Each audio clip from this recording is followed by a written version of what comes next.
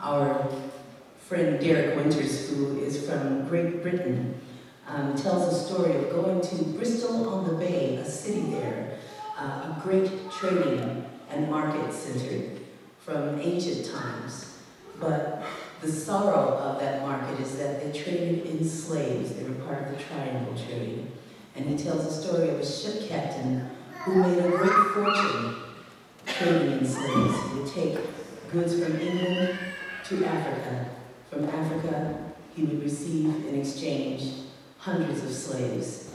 And he would take those hundreds of slaves to the West Indies and also to the southern states of America, to the eastern southern states, and trade them for other goods which he would take back to England and make his fortune.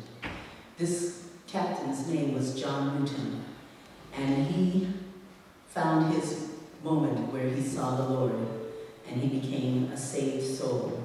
And he no longer traded in slaves, but he became a staunch, a very, very strong abolitionist. And he and Wilberforce worked to begin the process of abolishing the slave trade in the English colonies.